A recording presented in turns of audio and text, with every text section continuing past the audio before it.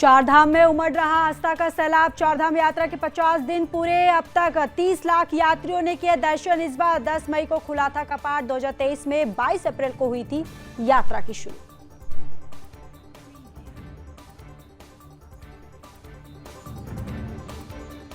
केदारनाथ में फिर आया एवलॉन्च। गांधी सरोवर के ऊपर दिखा बर्फ का तूफान। बर्फ का तूफान बनकर गिरा ग्लेशियर। थोड़ी देर के बाद थम गई श्रद्धालुओं की सांसें।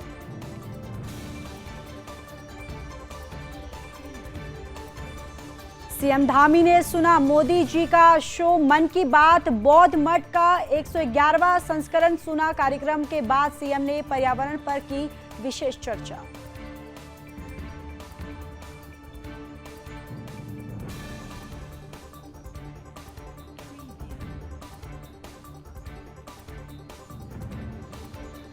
सीएम धामी ने सुनी जनता की समस्याएं, दिए शीघ्र निराकरण के निर्देश। समस्या का जिला स्तर पर हो रहा समाधान। तहसील दिवस की बैठकों का किया गया आयोजन।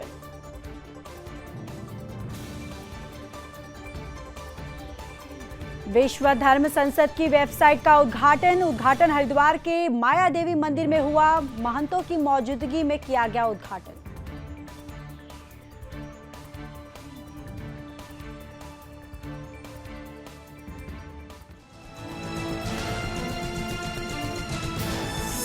आप देख रहे हैं सुदर्शन न्यूज। नमस्कार, आप देख रहे हैं सुदर्शन न्यूज। मैं हूं आपके साथ ज्योति यादव। चलिए बुलेटिन की शुरुआत करेंगे उत्तराखंड की खबरों के साथ। खबर उत्तराखंड से, जहां विश्व प्रसिद्ध चारधाम यात्रा को लेकर इस बार श्रद्धालुओं में अपार उत्साह नजर आ रहा है। इस वर्ष चारधाम यात्रा शुरू हुए लगभग 50 दिन हुए हैं और अब इन 50 दिनों में ही अब तक लगभग 30 लाख श्रद्धालु चार धामों के दर्शन कर चुके हैं। जबकि वर्ष 2023 में 30 जून तक यानी 68 दिनों में लगभग 30 लाख श्रद्धालुओं ने दर्शन कर लिए थे। और वहीं मुख्यमंत्री पुष्कर सिंह धामी ने इस साल जनवरी महीने से ही चारधाम यात्रा के सुचारू संचालन के लिए बैठकों के साथ ही दिशा निर्देश देना शुरू कर दिया था। अधिकारियों को स्पष्ट कहा गया था कि यात्रा को बेहद गंभीरता से लिया जाए और इन्हीं तैयारियों का असर रहा कि चारों धामों के कपाट खुलने के पहले दिन से ही बड़ी संख्या में देश विदेश से श्रद्धालु देवभूमि पहुंचना शुरू हो गए हैं। और साथ ही साथ आपको ये भी जानकारी दे दें कि सुगम, सुरक्षित और निर्बाध चारधाम यात्रा के संचालन को लेकर उत्तराखंड सरकार निरंतर प्रयासरत रही। और 10 मई को जब इस बार चारधाम यात्रा के जो कपाट खुलने का सिलसिला प्रारंभ हुआ तो पहले दिन में भारी संख्या में देश दुनिया से यात्री दर्शनों के लिए यहां पहुंचे। और यात्रा की शुरुआत में श्रद्धालुओं की भारी भीड़ से उत्पन्न चुनौतियों को देखते हुए मुख्यमंत्री ने ठीक लोकसभा चुनाव के बीच व्यवस्थाओं की कमान अपने हाथ ली तो महज हफ्ते भर में जो व्यवस्थाएं हैं वो सुचारू हो गई। और आंकड़ों पर गौर करें तो मालूम होता है कि इस साल 10 मई को कपाट खुलने से लेकर 30 जून तक लगभग 30 लाख जो श्रद्धालु हैं वो चार धामों में आ चुके हैं। जबकि पिछले साल 22 अप्रैल को कपाट खुले थे, यानी लगभग 18 दिन पहले यहाँ 30 जून तक लगभग 30 लाख यात्री पहुंचे थे। वहीं इस बार यात्रा सीजन का रिकॉर्ड टूटने की संभावना भी जताई जा रही है, जो कि 60 लाख को पार कर सकता है। तो चार धाम में आस्था का जो सैलाब है उमड़ रहा है और चारधाम यात्रा के 50 दिन जो है वो पूरे हो गए और अब तक 30 लाख यात्रियों ने दर्शन कर चुके हैं। खबर उत्तराखंड के केदारनाथ से है, जहां केदारनाथ मंदिर के पीछे पहाड़ियों में रविवार सुबह एक बार फिर से एवलॉन्च आया है। हालांकि इस एवलॉन्च से किसी भी प्रकार का कोई नुकसान नहीं हुआ। इस बर्फीली पहाड़ी पर समय समय पर एवलॉन्च आते रहते हैं। वहीं पर्यावरण इस घटना को चिंता का विषय बता रहे हैं। और दरअसल केदारनाथ धाम के पीछे गांधी सरोवर की पहाड़ी पर रविवार सुबह 5:46 के आसपास एवलॉन्च आया और पहाड़ी से बर्फ काफी नीचे आ गई। पहाड़ी पर बर्फ का आधा जो उड़ान था वो धंसने लगा। इसके बाद केदार नगरी में हलचल मच गई। काफी देर तक एवलॉन्च आता रहा। हालांकि इस पहाड़ी पर एवलांच आना कोई नई बात नहीं है और ये समय समय पर एवलांच आते रहते हैं। वहीं आपदा प्रबंधन अधिकारी नंदन सिंह रजवार ने बताया कि सेक्टर अधिकारी केदारनाथ ने बताया कि रविवार सुबह गांधी सरोवर के ऊपर स्थित पहाड़ी पर एवलांच आया था। हालांकि इस एवलांच से किसी भी प्रकार का कोई नुकसान नहीं हुआ है। यहाँ बर्फ अधिक गिरने पर इस प्रकार की घटनाएं होती रहती हैं, इनसे किसी भी प्रकार का नुकसान नहीं होता। वहीं पर्यावरणविद जगत सिंह ने इस घटना को चिंता का विषय बताया। उन्होंने कहा कि हिमालय क्षेत्र में लगातार हो रही इस प्रकार की घटनाओं पर सोचने की आवश्यकता है। हिमालय क्षेत्र में हो रहे निर्माण कार्य और हेली कंपनियों की अनियमित जो उड़ानों के कारण इस तरह की जो घटनाएं हैं वो हो रही है।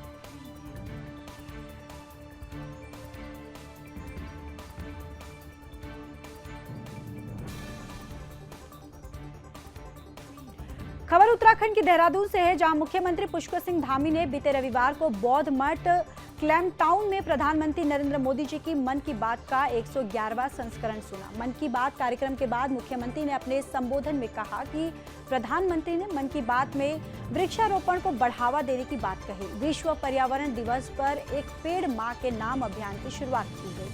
उन्होंने अभी प्रदेशवासियों से आह्वान किया है कि इस मानसून सीजन में अधिक से अधिक वृक्षारोपण कर पर्यावरण के संरक्षण और संवर्धन में अपना योगदान अवश्य दें। वृक्षारोपण के साथ ही जल संचय की दिशा में भी योगदान देने के लिए उन्होंने प्रदेश की जनता से आह्वान किया है। मुख्यमंत्री ने कार्यक्रम में तिब्बती समुदाय के लोगों से भी अनुरोध किया कि वृक्षारोपण और जल संचय के अभियान में वे भी सक्रिय भागीदार बनकर पर्यावरण संरक्षण में अपना योगदान दें। उन्होंने कहा कि जल स्रोतों के पुनर्जीवीकरण की दिशा में सबको सामूहिक प्रयास करने होंगे। मुख्यमंत्री ने आगे कहा कि प्रधानमंत्री नरेंद्र मोदी जी ने योग को वैश्विक स्तर पर पहुंचाने का काम किया है। 10वें अंतर्राष्ट्रीय योग दिवस पर अनेक देशों ने योग के बड़े कार्यक्रमों को जो है वहां पर आयोजन भी किया। दुनिया में योग करने वालों की जो संख्या है उसमें भी तेजी से वृद्धि हुई है।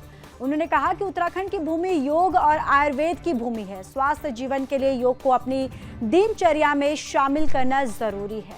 मुख्यमंत्री ने कहा कि प्रधानमंत्री नरेंद्र मोदी जी द्वारा कर्म योगी के रूप में भी भारत को हर क्षेत्र में आगे बढ़ने का और आगे बढ़ाने का जो कार्य है, जो काम है वो किया जा रहा है। और भारत की सोच हमेशा से विश्व बंधुत्व की रही है। और साथ ही साथ आप ये भी आपको जानकारी दे दें कि सीएम धामी ने यहाँ मन की बात को सुनी है और बौद्ध मठ क्लैम्पटाउन में सुनी है ये मन की बात और 111वां संस्करण यहाँ पर सुना। और साथ ही साथ कार्यक्रम के बाद सीएम ने पर्यावरण पर विशेष चर्चा भी की।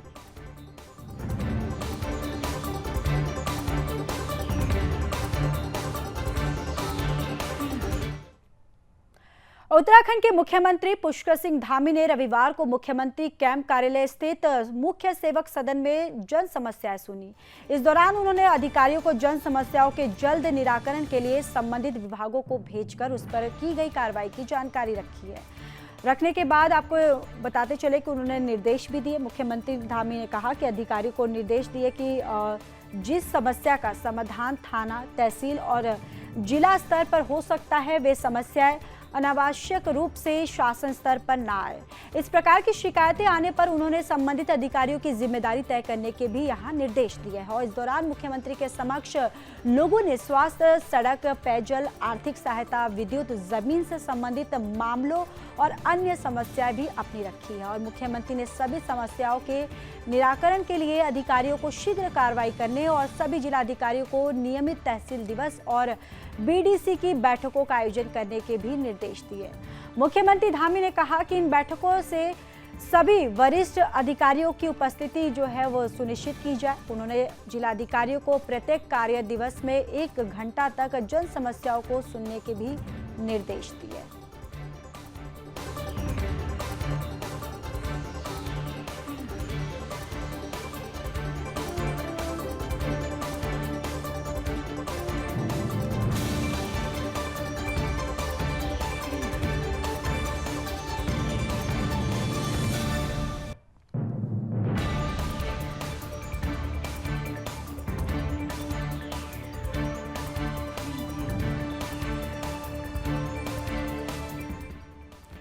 खबर धर्म नगरी हरिद्वार से है, जहां माया देवी मंदिर में अखिल भारतीय अखाड़ा परिषद के राष्ट्रीय अध्यक्ष महंत रविंद्र पुरी जी, अखिल भारतीय अखाड़ा परिषद के महामंत्री महंत हरिगिरी महाराज जी ने महामंडलेश्वर यति नरसिंहानंद गिरी के साथ मिलकर विश्व धर्म संसद की आधिकारिक वेबसाइट का उद्घाटन किया। इस वेबसाइट के द्वारा विश्व धर्म संसद की सभी गतिविधियों को पूरी दुनिया में देखा जा सकेगा। वहीं इस मौके पर अखाड़ा परिषद के अध्यक्ष महंत रविंद्र पुरी जी ने कहा कि आज अखाड़ा परिषद ने यति नरसिंहानंद गिरी को समर्थन किया है, तो इसी के साथ हमारे द्वारा आज विश्व धर्म संसद वेबसाइट को भी लॉन्च किया गया है, जिसमें सभी गतिविधियों को आम जनता को पहुंचाया जाएगा, जो कि पूरे विश्व में कार्य करेगी। और धर्म को बचाने का कार्य साधु संतों का ही हमेशा से रहा। इसी कड़ी में अखाड़ा परिषद ने निर्णय लिया कि आज से जो भी धर्म से जुड़ी गतिविधियां की जाएंगी, उनका तन मन धन से सहयोग करेंगे। इस अवसर पर महंत हरिगिरी महाराज ने कहा कि शिव शक्ति धाम दासना में 17, 18, 19, 20 और 21 दिसंबर 2024 को होने वाली विश्व धर्म संसद पंचदश नाम का जूना अखाड़े के मार्गदर्शन और संरक्षण में आयोजित की जाएगी। महंत हरिगिरी महाराज जी ने विश्व धर्म संसद के अस्थायी कार्यकाल के लिए ऋषिकेश में एक भवन आयोजित समिति को दिया है और इसी के साथ उन्होंने विश्व धर्म संसद के स्थायी कार्यालय के लिए स्थान की व्यवस्था करने का भी आश्वासन आयोजित यहाँ पर समिति को दिया है। उन्होंने कहा कि आज धर्म को बचाने के लिए धर्म और शास्त्र का ज्ञान देना बहुत ज़रूरी है और इसी के लिए भी सभी जगह पर इकाइयाँ बनाई जाएंगी और जहाँ पर धर्म और शास्त्र की शिक्षा दी जाए, जहाँ पर पहले धर्म और अपने राष्ट्र से प्रेम करना सिखाया जाएगा। तो सारी दुनिया देखेगी। दबाइए, बताइए किसी बटन पे जैसी फोटो आएगी, ये आ गया ना? ये दबा दो बस, हो गया। ये आप देखिए ये सब। अब महाराज एक बार हाथ रख लीजिए जी।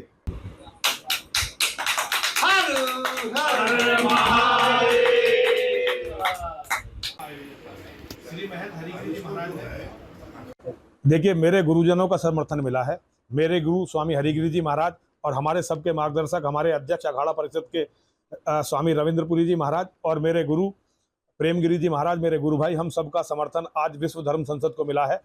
सनातन धर्म और संपूर्ण मानवता की रक्षा ये सन्यासियों का लक्ष्य है। जगत गुरु जी महाराज आदि गुरु शंकराचार्य जी ने हमें ये लक्ष्य दिया था। हम अपने लक्ष्य पर अडिग हैं। सनातन की रक्षा ही हमारा कार्य है। सनातन की रक्षा करते करते यदि हमारे प्राण जाते हैं तो हमें मोक्ष मिलेगा और यही हमारे जीवन का लक्ष्य है, धर्म की रक्षा के करते करते मोक्ष की प्राप्ति। सन्यासियों का इसके अलावा कोई लक्ष्य नहीं है। आज मेरे गुरुजनों ने जो मुझे आशीर्वाद दिया है, मैं सारे जीवन उनका ऋणी रहूंगा और ये आशीर्वाद सारे विश्व में फलीभूत होगा। पूरी दुनिया देखेगी कि सनातन धर्म के मानने वाले जब धर्म की रक्षा के लिए मिटने पर तैयार होते हैं तो अधर्म को वो जड़मूल से मिटा देते हैं। गुरुजनों का आशीर्वाद साक्षात भगवान का आशीर्वाद है और ये भगवान की ही कृपा है, माँ की और महादेव की कृपा है कि आज मुझे अपने सभी गुरुजनों का आशीर्वाद मिल गया। अब ये तय हो गया है कि सनातन, जिसे अभी तक लड़ाई से अलग माना जा रहा था, मानवता की रक्षा की लड़ाई से अलग माना जा रहा था, अब सनातन इस लड़ाई का प्रमुख स्तंभ बनकर रहेगा।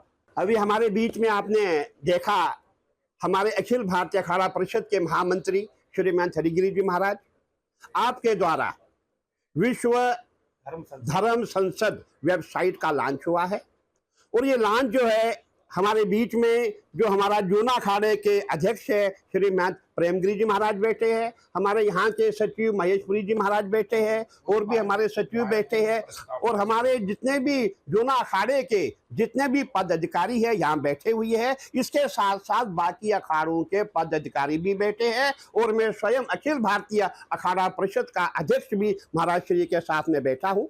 हमारा एक ही मिशन है, सनातन को कैसे बचाया जाए।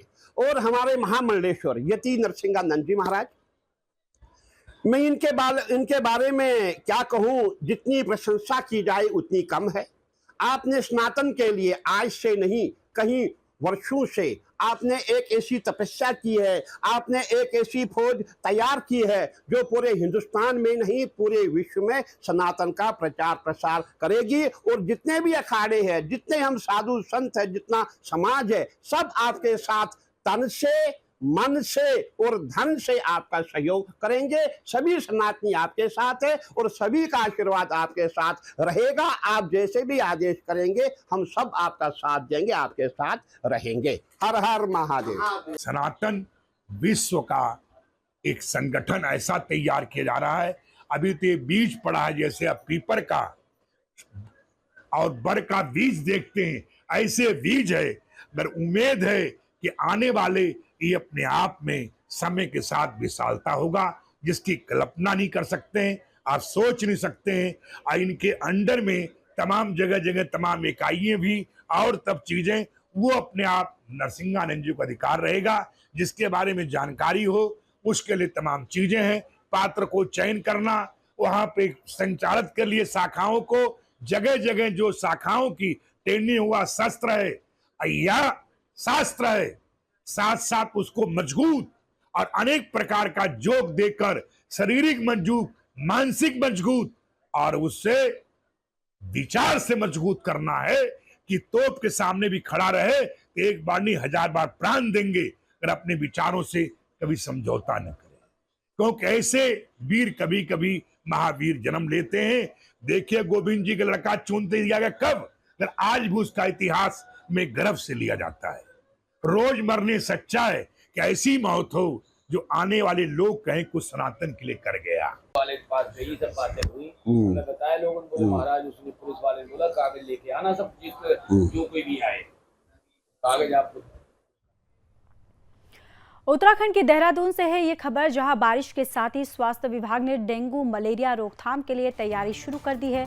सभी अस्पतालों को डेंगू परीक्षण किट आपूर्ति की जा रही है और अस्पतालों को डेंगू मलेरिया के लिए अलग वार्ड तैयार करने के निर्देश भी दिए गए हैं। सभी ब्लड बैंकों को रक्त की उपलब्धता की भी स्वास्थ्य विभाग को जानकारी देने के निर्देश दिए गए। प्रेमनगर सरकारी हॉस्पिटल के सीएमएस ने बताया कि आमजन को अपने घरों के आसपास साफ सफाई का विशेष ध्यान रखना चाहिए। खड्डों में और घरों के आसपास पानी जमा ना होने दें। मच्छरों से बचाव के लिए दवाइयों का छिड़काव करते रहें। वहीं बासी भोजन ना खाएं। उन्होंने आगे ये भी बताया कि विगत वर्ष सबसे अधिक डेंगू मलेरिया केस वाले क्षेत्र को हॉट स्पॉट के रूप में चिन्हित कर विशेष रणनीति के तहत कार्य किया जा रहा है। शुरुआती दौर में जन समुदाय को डेंगू मलेरिया फैलने के कारणों के प्रति जागरूक करना प्राथमिकता है और सोर्स रिडक्शन गतिविधि के तहत समुदाय ने लार्वा साइट को चिन्हीकरण नष्ट करने के निर्देश टीम को दिए गए हैं। वहीं प्रेमनगर सरकारी हॉस्पिटल में आदेशानुसार वार्डों में भी मच्छरदानी और आने वाले मौसम में होने वाली बीमारियों की सभी दवाइयों का इंतजाम कर लिया गया है।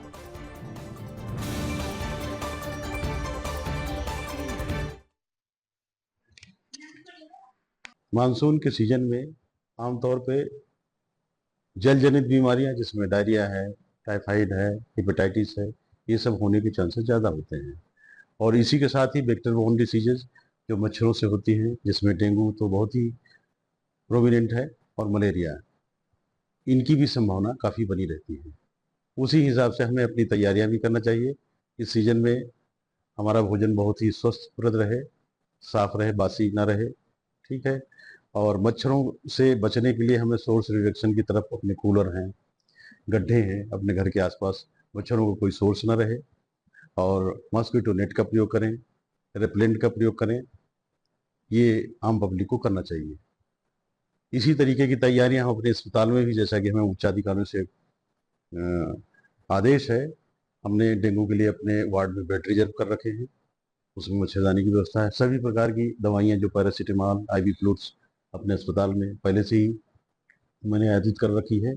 किसी प्रकार की कोई दिक्कत नहीं है।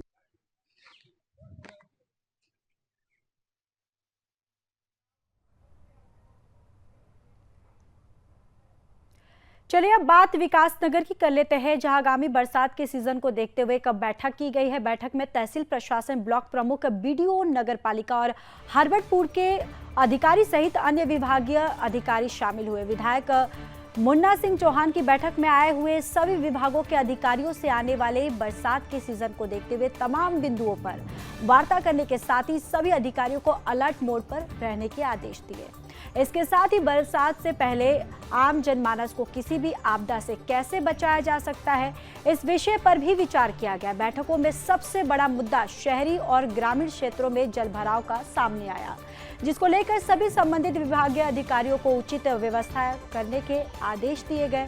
इसके साथ ही विकासनगर मुख्य बाजार के दोनों ओर बने नालों की सफाई पर वार्ता के दौरान कुछ स्थानीय लोगों द्वारा अपना सीवरेज कनेक्शन नाले में डालने की बात सामने आई, जिस पर विधायक ने ऐसे लोगों को चिन्हित कर उनके सीवर कनेक्शन सीवर लाइन से जुड़वाने के आदेश दिए। बरसात के सीजन में विद्युत लाइन से किसी भी प्रकार का करंट ना फैले, इसके लिए भी विद्युत विभाग के अधिकारियों को ऐसे सभी स्थान चुनकर वहां और संभव उपाय करने को कहा गया। बरसात में नदी नालों से होने वाले नुकसान को लेकर सिंचाई विभाग, तहसील प्रशासन और आपदा प्रबंधन टीम को समन्वय बनाने के निर्देश दिए गए। इसके साथ ही विधानसभा क्षेत्र में सभी नाले और पानी की सफाई के भी यहाँ आदेश विधायक द्वारा बैठक में अधिकारियों को दिए गए और सभी विभागों से हुई वार्ता की रिपोर्ट 1 सप्ताह में तहसीलदार विकासनगर को सौंपने को कहा गया।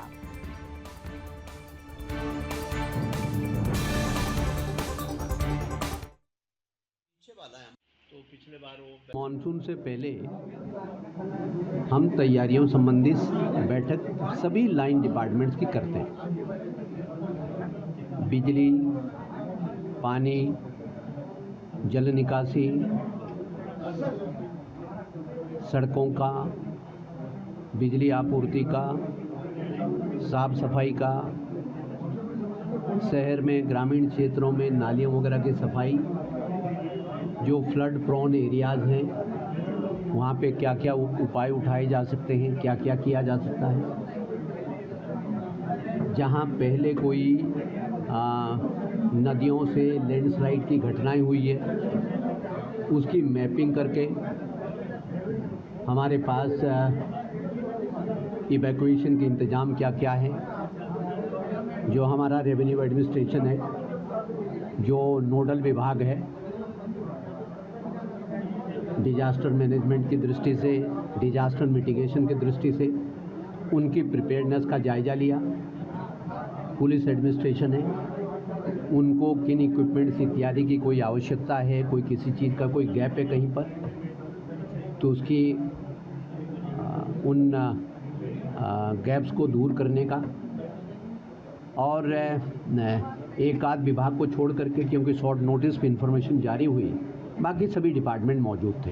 उद्देश्य किसी को परेशान करने का तो होता नहीं है, ये सब तो हम लोग जन सुविधाओं के लिए कर रहे हैं। साफ सुथरा, जल भराव मुक्त, गंदगी मुक्त गांव, गली, मोहल्ला रहे, सुरक्षित रहें लोग,